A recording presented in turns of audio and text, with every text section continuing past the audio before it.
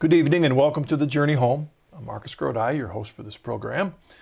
We have a deacon with us tonight, Deacon Scott Jablonski. And when I think about that, deacon, it reminds me that depending on what tradition you come from, the word deacon means a whole lot different things in different Christian traditions. What does a deacon do?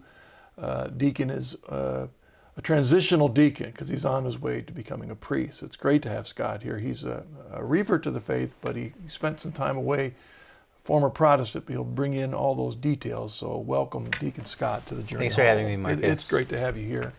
If I can real quickly say, it's a real honor to be on your show. When I was kind of coming back to the church, I actually spent a lot of time watching Journey Home episodes, and it didn't discourage you then? No, it was wonderful, and I think one of the things that everyone who watches your show really gets from it is the fact that you see other people who have had similar questions or similar challenges or just similar life events kind of doing the same thing, and it kind of encourages you. Like, I'm not the only person in the world who's thinking about this right now. So thank you for having me. Well, I appreciate that. You've affirmed why Mother Angelical wanted the program in the first place, and by hearing journeys, it would not only help Catholics get encouraged about family members that have drifted from the church, and you're a revert. So, I mean, in that sense, it's good to have you in the program. You're telling those Catholics out there, be patient, pray, don't give up hope.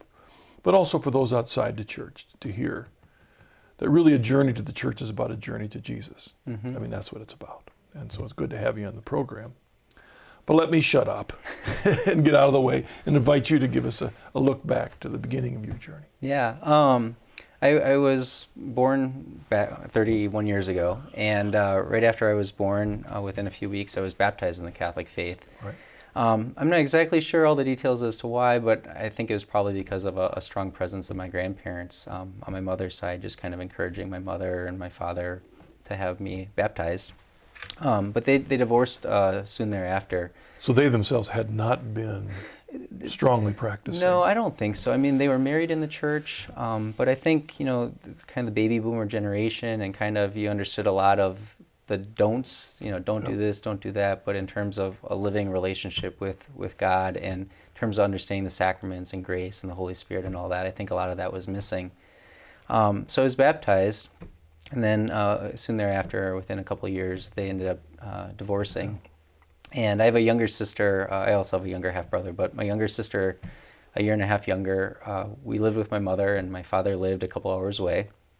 And every now and then we'd still kind of go to Mass a little bit here or there. And I think, once again, I'm not sure of all the details. And, my mom and I are still kind of trying to work some of this stuff out, talking about it.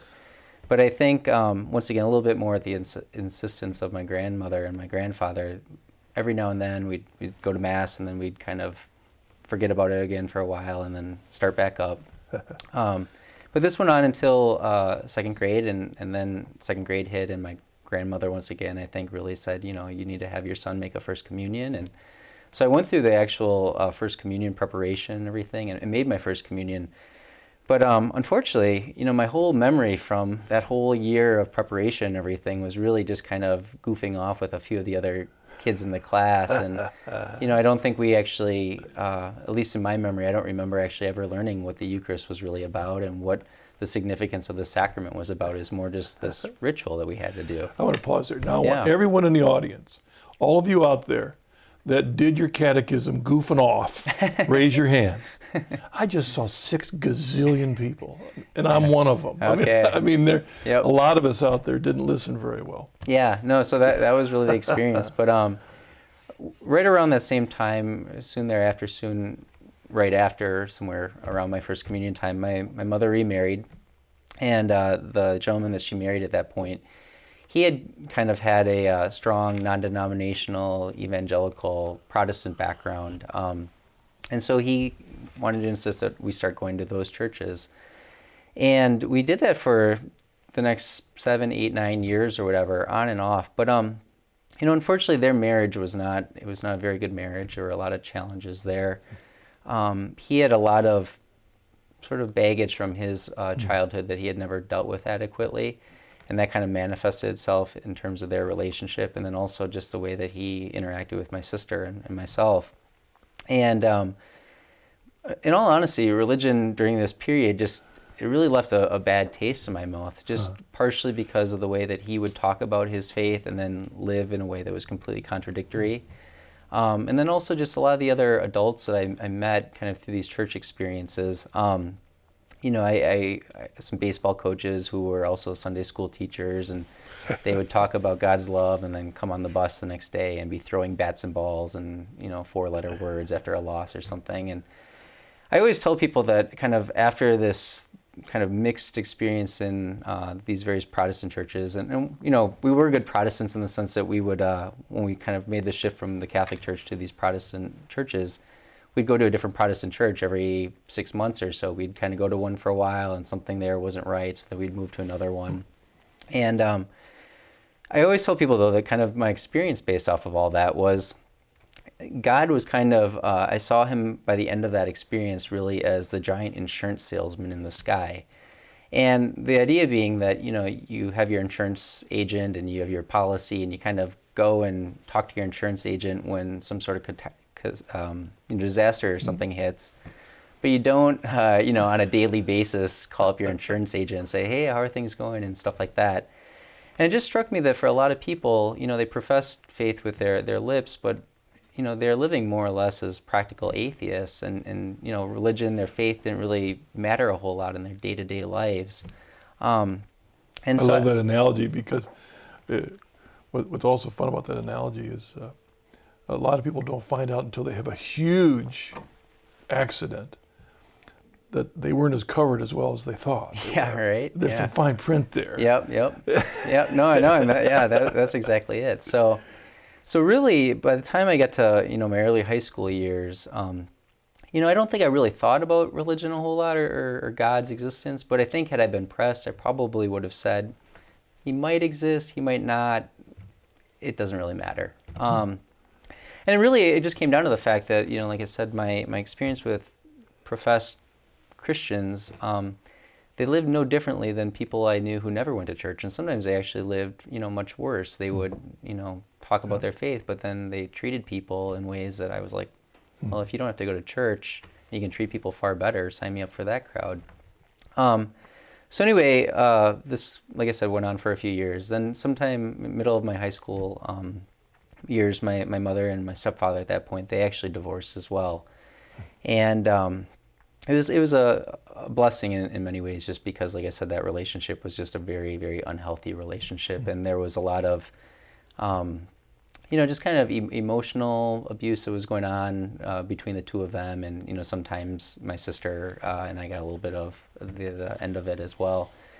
But so by the time, my high school's finishing up, I just more or less was like, I can't wait to get away from home. I'm going to go off to college and kind of start a new life, if you will, and, kind of forget about everything from my childhood and just kind of forget about, a lot of the anger I had with first my parents divorcing when I was really young, and that relationship kind of not being so great, and then my mom and my stepfather. And also during this time, kind of going back to my junior high years and then early high school, my dad and I, we would see each other a lot every other weekend or so, but then there was a period where for about 5 years I didn't hear from him at all either. And so really, I just kind of was ready to leave behind being a kid, just because it wasn't the happiest of childhoods.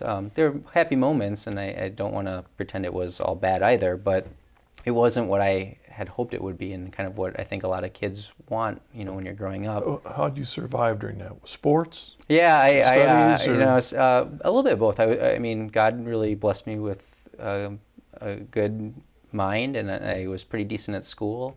And then also I love sports, baseball, basketball, football, tennis, anything with a ball or anything where you're running, sign me up for. So I did a lot of that. And really kind of those two that got things. You through. Okay. Yep. Right. So anyway, when my senior year kind of came about, I was trying to figure out what I was going to do. And because of this great love of sports, I decided I was going to go to the University of Wisconsin, because I grew up watching the Badger football and basketball teams on television. And the big state school, and I thought, well, I'll go there and I'll be able to kind of watch my teams and, get away from home. Is a couple hours away from where I grew up.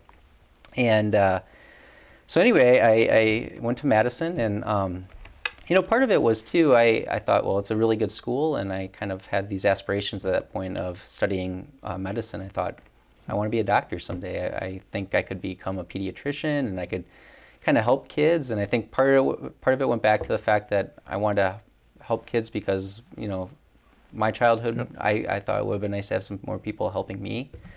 So anyway, I kind of, that was a plan that first year. And so I got my season tickets for the football games, and kind of, did that, and then, went to class and everything. And I really had no real kind of interest in religion, or especially the Christian religion at that point. But midway through that first semester, I was living in the dorms, and unfortunately, one of the things that Madison has a reputation for is it's a very large party school. It's got a very good academic program in a lot of ways, but also a lot of people there kind of get caught up in a certain lifestyle. Sure. And it was something that I had very little interest in. So I'm in this dorm my first year, and just kind of looking around, and Thursday, Friday, Saturday nights, I'm just seeing all these people who are really bright, young 18, 19-year-old students passed out in bathrooms, just hooking up with people in relationships that were utterly meaningless. And you said they were smart and bright? Yeah, yeah, right, I know. Yeah, excuse me for that, yeah. We understand what you're saying. There's a contradiction here in these people. Yep, They were bright. There's something. Why aren't they seeing it? Yep, exactly, yeah. So anyway, midway through this first semester, I'm trying to make sense of this, trying to have, like I said, I wanted to leave behind, this childhood that was a little bit disappointing for me, and I thought Madison was going to be this new, fresh start, and I was going to meet all these really wise people that would kind of help me make sense of why my past was kind of so broken as well. And I'm looking around, and it's more of a disaster there than even what I knew kind of in my family situation as a child. And so anyway, I thought, well, I'll just kind of continue with my studies and focus on that. But I remember laying in bed one morning. I woke up, and I look at it now and I realize it's just a moment of God's grace. But I'm laying in bed, and I just started fast forwarding 5, 10, 15, 20 years down the road. And part of the reason I wanted to be a doctor, like I said, is I thought I'd help people. But I also kind of wanted to have the American dream, if you will. I wanted to have the really nice house, and I wanted to have, the nice sports car, and I thought I'd marry a beautiful woman and have a wonderful family, and all really, really good things.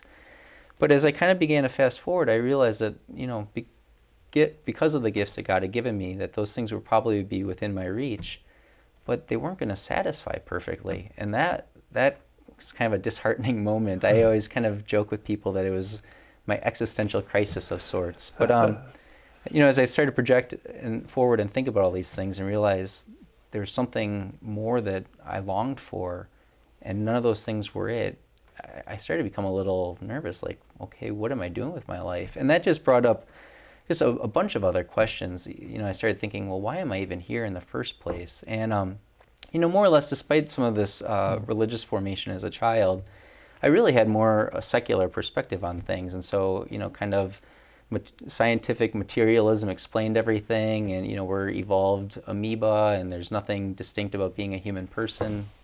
And so anyway, I was like, well, if that's it, then I might as well eat, drink, and be merry, because I could die tomorrow, I could die in 30 years, I could die in 80 years, but it's all meaningless, more or less, if there isn't an eternity, if there isn't something distinct about being human. So I started asking questions about the meaning of life, and, where did I come from? Where am I going? What's going to make me happy? What is the purpose of it all?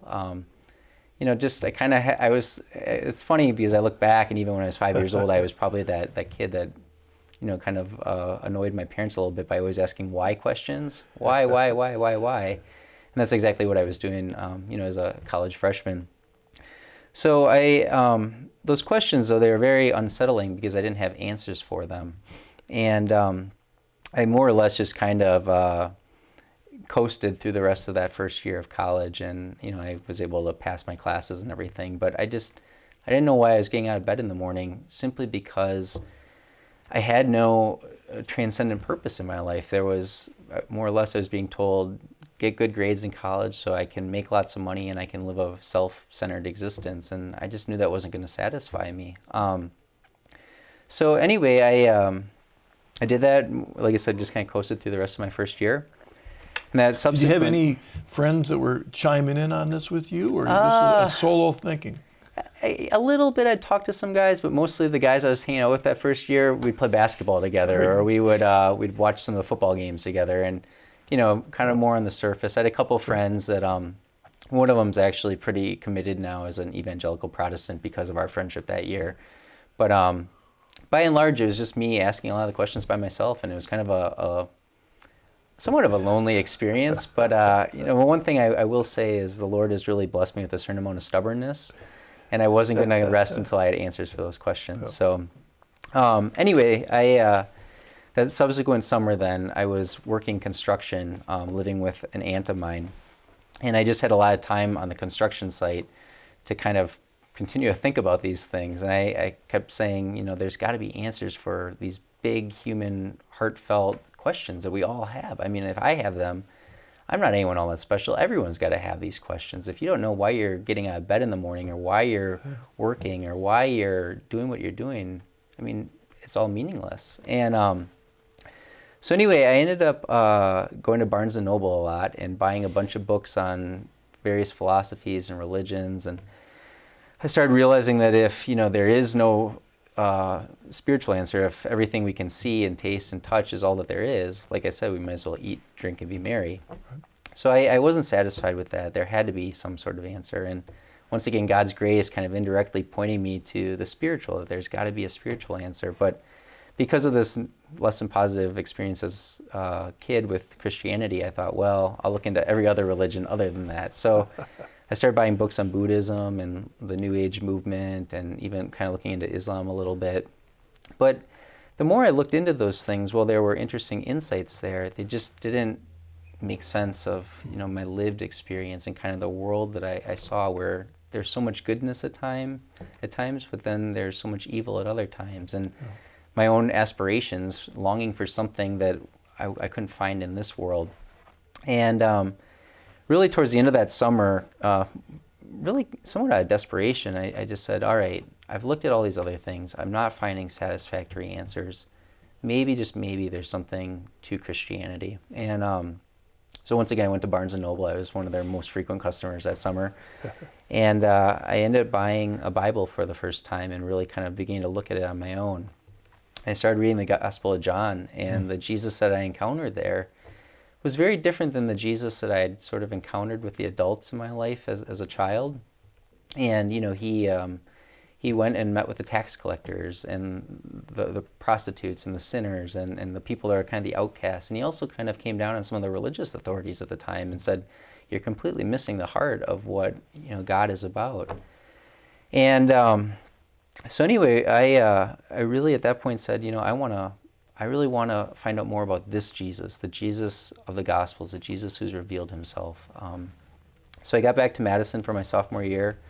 I'd met some guys playing basketball in the dorms the year before, and I saw them one of the first few days I was back on campus, and they had these this table in the main area, kind of where a lot of the student groups will gather to hand out pamphlets. And they said, hey, we're having a Bible study. You should come to this. And I said, well, are you going to be studying the Gospels? And they said, oh, of course. And I said, well, sign me up. So I ended up getting involved then with some of the evangelical Protestant campus groups, and which are actually awesome groups. Oh, they are fantastic. Yeah. And the thing that was so remarkable about these people were they not only did they really want to understand Jesus as he revealed himself in the Gospel of John and Gospel of Mark and Matthew and Luke, and then the rest of the New Testament and Old Testament as well. But they were really serious about putting their faith into practice. And so I just absolutely ate up all my time with these guys. They were just holy men. They wanted to grow in holiness, and they were very serious about their faith, and they thought that God really did matter more than just that insurance salesman God that was, only in times of tragedy, but he mattered in their day-to-day lives. And they're the ones who taught me how to pray and taught me how to, try to live out the faith more and grow in virtues and, things like that. And, so it was wonderful. I was really grateful. And then kind of through that experience with them, I ended up getting connected with a very, very good evangelical free church in Madison. And the pastors there, their preaching was just spectacular every week. You know, they're opening up the book of Romans or the book of Ephesians or, you know, once again, St. John's Gospel or something like that, and just taking the Word of God and making it come alive. And it's just, I was finding answers for all these deep, heartfelt, soul-felt questions that I had. Why am I here? I'm here to honor and to glorify God and to give my life back to Him as a gift of love. What is the purpose of life? It's to share His love, to share the good news of the gospel with other people. You know, why do bad things happen to good people? Well, the doctrine of original sin, and they wouldn't necessarily have called it that, but I mean, sin, it makes sense of everything. And so I'm just beginning to find a bunch of answers. But as I kind of had moved into the Christian world, the one thing I said to the Lord is I kind of said, all right, Lord, I'm willing to kind of give you my life, but I want to give you the totality of my life. And so not only kind of my heart, if I can use that image, but also my mind. And I'm at the secular university and I have intellectual questions, and you know, I want to also know the truth. And if this isn't true, if someone can show me it's not true, you know, I'm not just going to do this because it makes me feel good. I mean, the people I saw pass out in the bathrooms on Thursday, Friday, and Saturday evenings, they were doing something that just made them feel good. And so anyway, I was reading all these apologetic works, the historicity of the Gospels, or you know, Jesus being a historical figure and miracle accounts and things like that, and just, you know, eating up all sorts of stuff, reading theology, studying scripture, early church history, apologetic, defense of the faith, all that stuff. And so it's kind of funny. I always tell people once again that I was, you know, a full-time student and doing what I had to do for my classes, but I was also kind of a full-time Christian student on the side, trying to learn the faith inside and out and trying to really make sense of it all.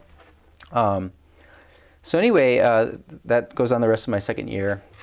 My junior year comes, and I'm an RA in one of the big dorms on the campus, 1,000 students, 70 students I'm in charge of. And one of the students on the floor was a young girl named Patty, and she was Catholic. And I don't think she probably knew her faith inside and out. Like, it would be ideal if every young Catholic did.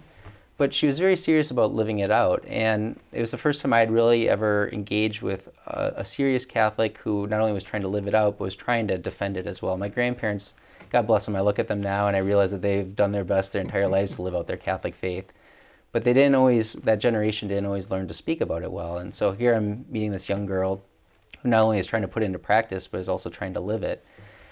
And so we're engaging in all sorts of conversations those first few months as I'm kind of the RA on the floor, and she's, you know, this student living on the floor, and I'm trying to convert her because I've had such a powerful experience kind of in this evangelical world now, and I'm also finding these intellectual answers in that tradition among some of the apologists and some of the theologians and people who are writing. And, you know, she's somebody who's got some answers, but still a lot of incomplete answers. And it's kind of funny because I look at it now and I realize that her witness was one of the most powerful things. I had a hard time reconciling the fact that even if I thought she was wrong theologically on something, she would try to explain, you know, the Catholic understanding of the Eucharist, or the Catholic understanding of the popes, or the Catholic understanding of Mary. And I thought, well, all that stuff is wrong because, you know, it's not in the Bible. And, you know, anyone who's spending time in the evangelical world, you know, if you can't see some explicit Bible verse that says, do this, it's hard to really believe that that's from God. So I thought, well, she's wrong on a lot of things, but she was really living out what I thought was ultimately most important, what St. Paul says, love, charity, and she was putting that into practice in ways that I didn't even see many of my evangelical friends putting into practice. And I always remember this one incident. It was like a Saturday night, and, you know, a bunch of the people in the dorm had gone out to party again.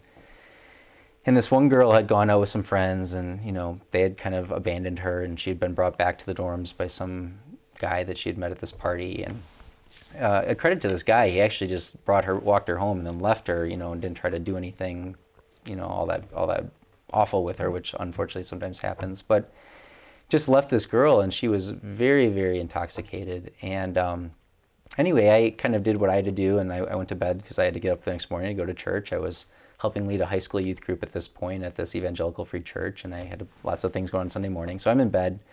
like 2 in the morning, I get a knock on my door, and I kind of sheepishly open it up, like, who's bothering me at 2 in the morning? But it's this girl, Patty, and she's like, Scott, there's this other young girl on the floor, and she's really, really drunk. I've been taking care of her for the last few hours. Could you just come check on her? And I said, okay. And I go over there, and, she ended up being fine and everything. But more or less, this girl, Patty, had spent the last few hours just really sitting by her bed, getting her water and taking care of her, which is remarkable in and of itself. But especially this girl that Patty was taking care of, Marcus, was not exactly the nicest girl on the floor, and probably was not the most friendly towards Patty. And for me, that incident really said, even if she doesn't have all the theology and kind of, she's Catholic, and I still think there's some issues there, she sure was able to put the Lord's command to love one another into practice in a way that I thought was remarkable. So I didn't know what to do with that at that point. I said, okay, well, interesting, but we'll see what happens. Next year, I moved out of the dorms, my last year and a half of college, and I'm living with a bunch of other Christian guys. And one of them, he ended up going off to Duke and then Yale, or I think Yale and then Duke, to do a master's and then a doctorate in theology. And he's a very, very bright young man. And we're living together, and every day we're getting in like theological conversations. And he's like, well, what about this and what about that? And talking about everything from church history to specific doctrines about how do we worship God. Is it a liturgical style, or is it kind of a more free-for-all that you find in some of these Protestant denominations, and especially the one I was a part of? He starts talking about the creed, and something that was not a part of the tradition that I was a part of at the time. We didn't profess the creed, but he said, you gotta look at these creeds. They go back to the Council of Nicaea or some of the early church councils. And I said, well, that's interesting. If this is part of what it means to be a Christian, why have I never seen this stuff before? And just to kind of explain just how serious he was about his theology, his senior year, he read through Calvin's Institutes in their entirety. So, you can imagine you're not having easy, theological conversations that are just kind of fluffy. Very serious stuff. But he's more or less challenging everything that was connected to the evangelical free tradition that I was a part of. And like I said, I kind of made this promise to the Lord, Lord, I give my life to you. I follow you because not only do you have these answers, but I'm finding the healing in my own life that I was looking for. You're forgiving me of my sins, which, I have my own sins just like everybody else does. But I also was finding intellectual answers for my questions. But the more I'm talking with this roommate, Sean, the more I'm finding more intellectual answers, or answers for these intellectual questions I have, in kind of a more traditional Protestant tradition. And so I was, like I kind of alluded to, I was really involved at the Evangelical Free Church I was going to, helping lead a high school youth group of a couple hundred students. And one of the other guys that was living with me, who was my best friend throughout college, Mark, he's helping with the high school youth group, and he's also one of the guys living with us. And so him and I were really good friends on many, many levels, but both of us are kind of talking to this other roommate, Sean, then, and Sean keeps challenging both of us. Have you guys thought about, the way that you are making disciples of these high school students? Are you guys thinking about the fact that you have no liturgy whatsoever at this church? And if you look at, earlier church periods, they always are talking about a liturgy. And I thought, well, okay, that's interesting.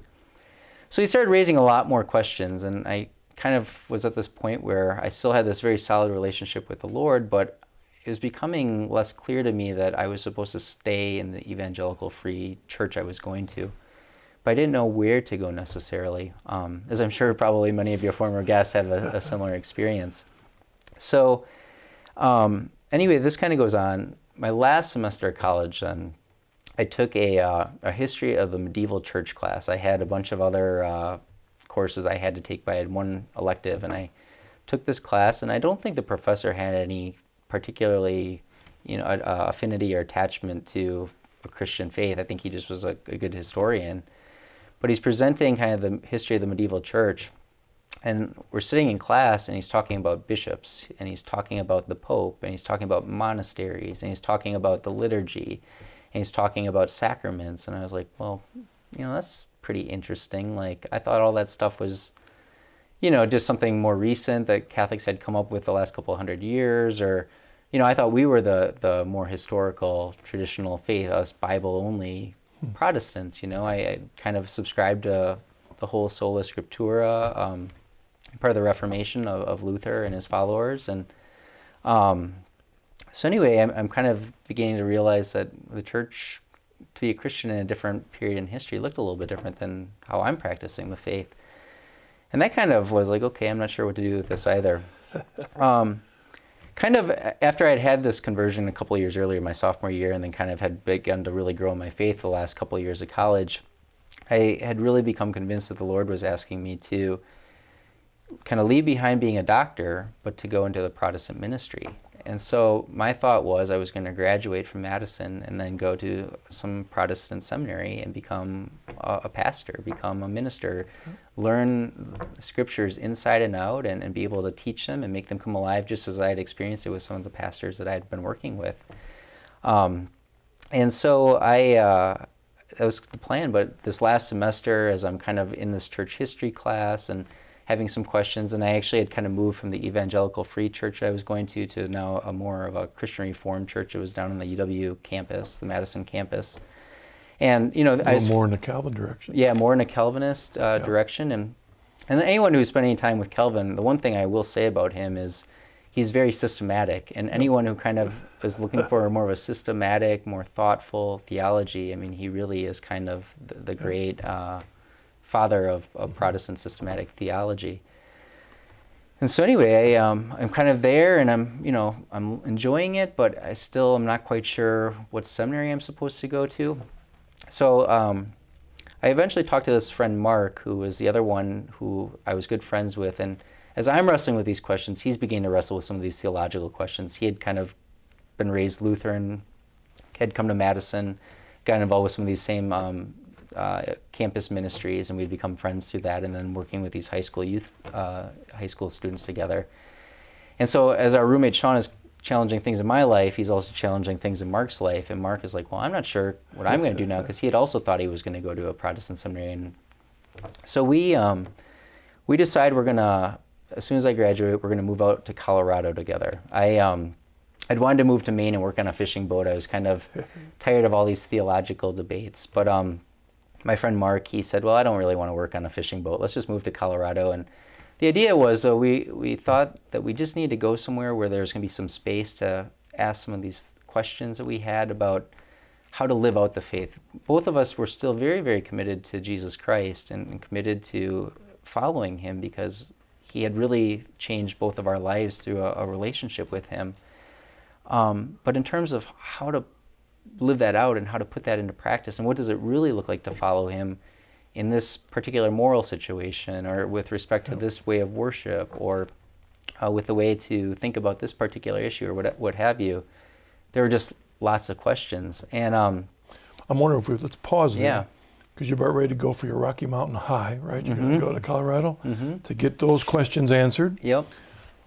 All the options that are out there. Yep. Christian options, and how to answer all those questions. Which one? Let's pause there. We'll come back because we need to take a break. Okay. All right? Sound good, Deacon? Yep. All right. Thank you. See you in a bit.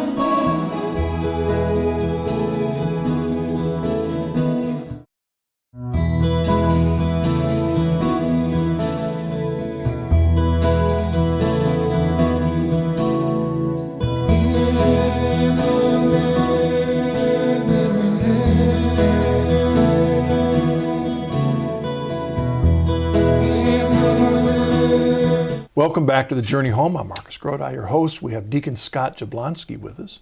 And I've paused you on your way to Colorado, right? Yep. You've taken all the questions with you, put them in your backpack, and you're on your way to Colorado. So, like I said, the reason Colorado is more than anything just needing some space because both my friend Mark and I, we were very, very well connected in the evangelical, non-denominational, and now even becoming Christian Reformed communities. We just, and asking the questions we were asking, and this isn't a slight against those people, but they were just uncomfortable questions because for a lot of the people in those traditions, you built your entire life upon a particular understanding of what it means to follow Jesus Christ. And to have some young men who are saying, well, actually, what about this, or what about that, or have you considered this, or thought about that? I think it was just uncomfortable for some people. And, and so it was a difficult period, but we decided let's just go somewhere for a year and kind of we can make sense of this a little bit more, and we'll see where the Lord leads us from here. And then, maybe we'll end up going to a particular Protestant seminary. And I think that's actually what we were both thinking at the time.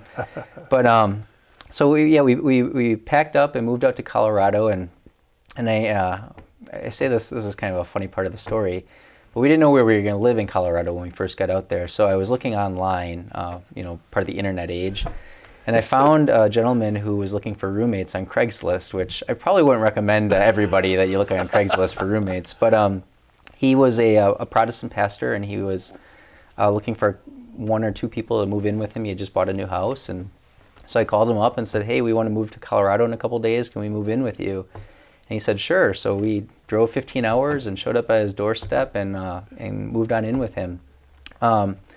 Anyway, I ended up switching my degree in college to psychology from the medicine, just because as I kind of had this powerful conversion experience and then really was trying to live out my faith more, it seemed that, with possibly going to a Protestant seminary afterwards, to have some pastoral counseling skills would be very helpful. So I switched to psychology, and all of a sudden I find myself in Colorado and I need to have a job. And so I ended up getting a job working at a nonprofit with young boys who were involved with gangs and drugs and just bad background situations. And they would go to school during the day there.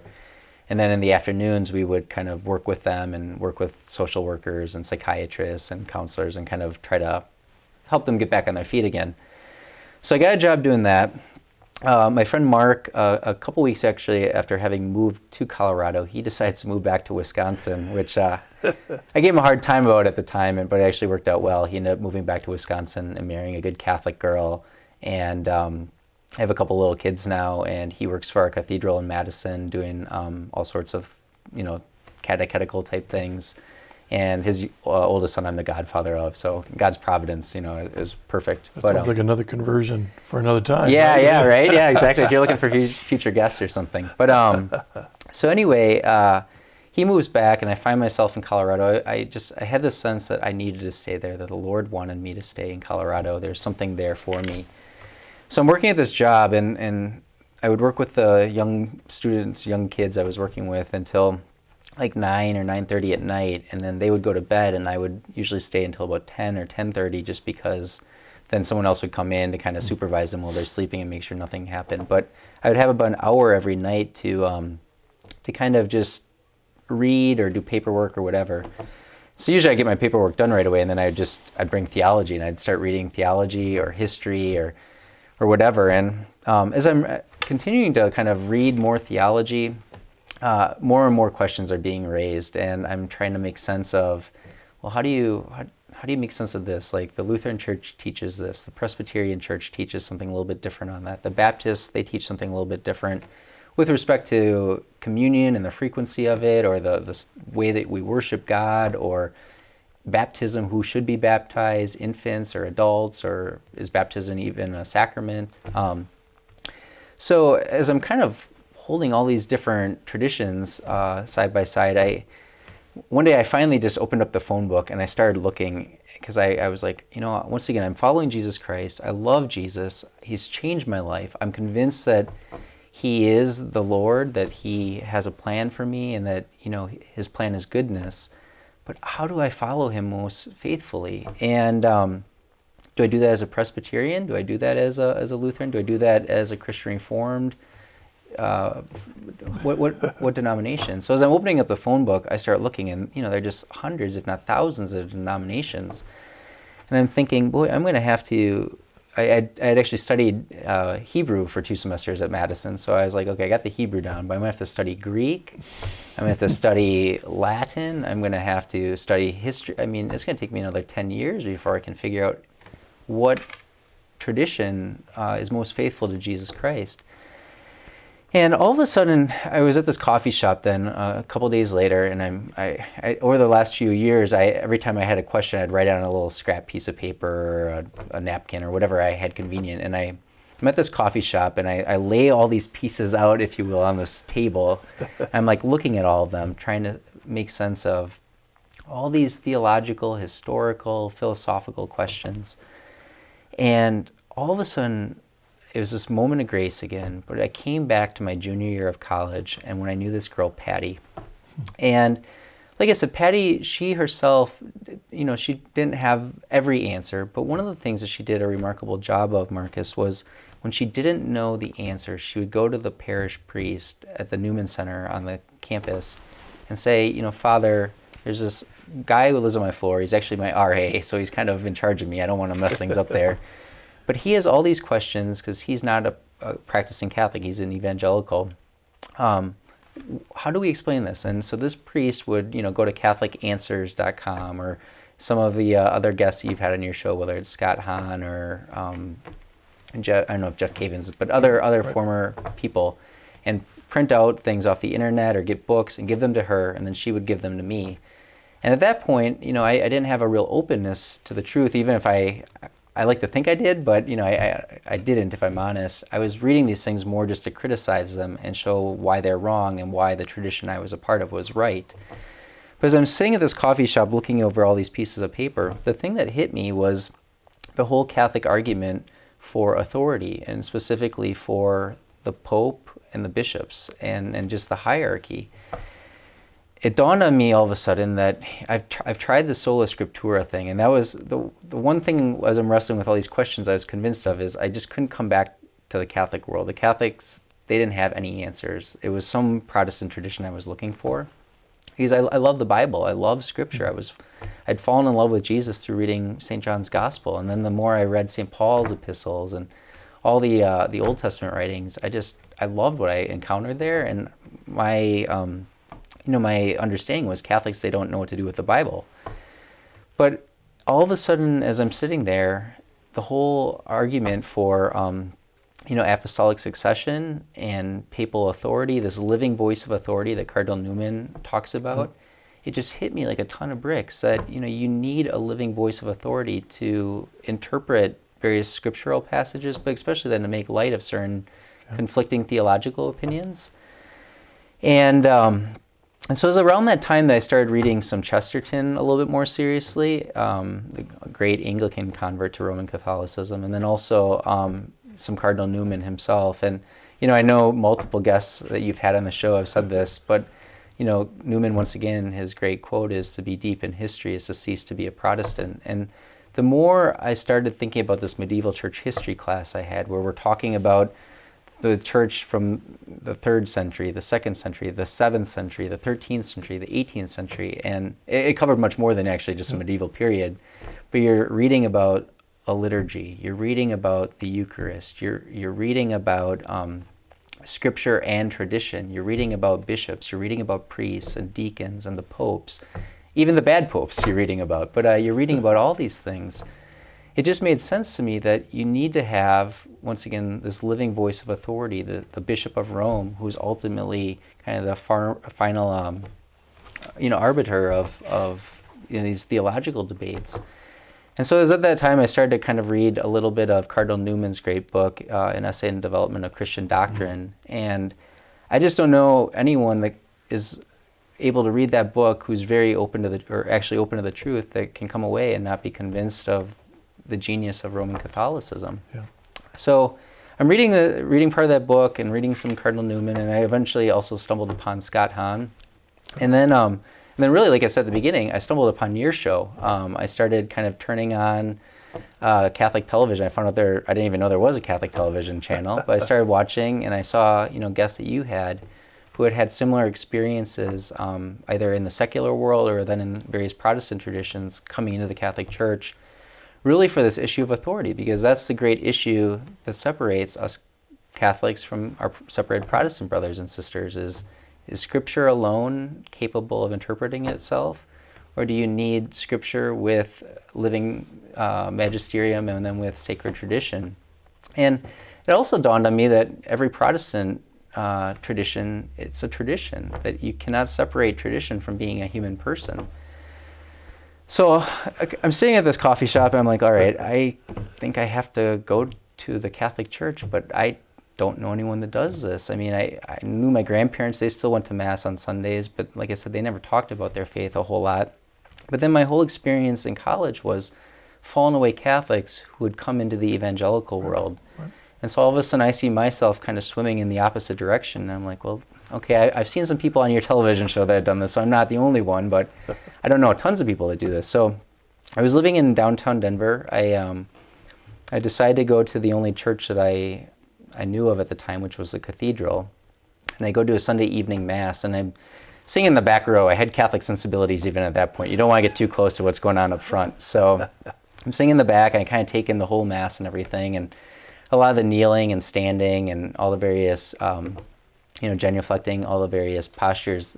I remember some of that from being a child. But I waited for the whole church to clear out, and then afterwards I said, I gotta go talk to a priest. I gotta figure out, how do you become Catholic, or what do I need to do? And I'm walking around the church and all the lights are being turned off, and the only person I could find, I didn't realize who it was at the time, but it was Archbishop Chaput. I was wondering. And, I don't remember exactly what I said to him, but I think it was something silly like, do you work here? Can you help me? Or something like that. And he said, yeah, what's going on? And I said, I think I want to become Catholic. Do people even do this anymore? And he said, well, let's get together in a couple days. So I met with him a few days later, and, he eventually just kind of gave me a personalized RCIA course, kind of the few areas I didn't have a great understanding of. He said, let's look at the catechism and kind of walk through some of those areas, and then let's have you be confirmed. And so I was confirmed. I just missed the Easter Vigil, and so I was confirmed a few weeks after that with one other guy. But I was confirmed, and it was really one of the happiest days of my life, because by coming into the church, I finally found some rest. I had really found answers for these questions that had bothered me that first year of college, in coming into a relationship with Jesus Christ. But now, as I had spent the last couple of years saying, Lord, how do I follow you the best? I felt once again kind of adrift at sea. Every person I talked to said, well, it's this tradition, or it's that tradition, and it's always their tradition. That's always the right one. But to all of a sudden come back to the Catholic faith, I felt like I'd kind of landed on solid ground again. And so there's just a lot of joy there. And, it was interesting. I was still living with this Protestant pastor, and he had actually been a fallen away Catholic himself. And as I'm kind of coming into the church, his name is Jeremy, and Jeremy was like, Scott, don't do this. This is the worst decision ever. And, we are really good friends, but this was like the one area we kind of had some disagreements about. And I was so convinced that the church was the fullness of the truth, the fullness of what Jesus wanted us to know, that it was his church, the church that he established upon Peter and upon the apostles, and that it was taught the same thing for the last 2,000 years. Yes, there had been a development, but it was the same church. I was so convinced of that. I said, well, Jeremy, we're really good friends. I still enjoy living with you, but I'm still going to become Catholic. You can't dissuade me from this. He's actually now a practicing Catholic himself. He works for Focus, for Fellowship of Catholic University Students. So I always take a little bit of delight in that he was eventually kind of won back too. And then, like I said, my friend Mark, he would move back to Wisconsin. He came into the church as well. And so the Lord really, he brought me a lot of peace in the midst of this decision. And so it was beautiful. And but all of a sudden you find yourself a practicing Catholic, and it's like, well, I can't become. What about this collar? Yeah, so I was like, I was going to be a medical doctor. That's a hope. And then I had this conversion, and I said, Lord, I think you want me to do something else and go into ministry. All of a sudden you find yourself as a practicing Catholic, and you can't become a Protestant minister anymore. So I ended up spending the rest of that year kind of working at the job that I did. And then my father got quite sick. And like I had said earlier in the show, we had a kind of a rocky relationship earlier on. But one of the things that had been really important to me was try to reconcile that relationship, especially after I'd come into the faith a little bit more. So I actually moved back to Wisconsin to take care of him for a few months. And the doctors at the point, he had cancer, and they said that he was only going to have a few weeks left to live. And so I moved back, and thanks be to God, he actually had 3 years. He ended up dying my first year of seminary. But he ended up coming back into the church through his illness. The last few weeks of his life, he received all the sacraments, and we had the chance to kind of talk about why I was in seminary and all those kind of, conversations I think you always want to have with loved ones. We were able to have through his illness, and I always thank God for it, because I saw firsthand how suffering can be redemptive, and that's another great thing about our Catholic faith, is that suffering is not meaningless. We look to the crucifix, and we look to the writings of St. Paul, who talks about finishing the suffering, participating in Christ's suffering and completing his work in our own suffering. And I saw that with my father's life. So that was spectacular. But I spent some time taking care of him, eventually went back out to Colorado, and I had the opportunity to spend a year living in a Catholic retreat center up in the mountains of Colorado. And John Paul II actually went there back in 1993 for World Youth Day.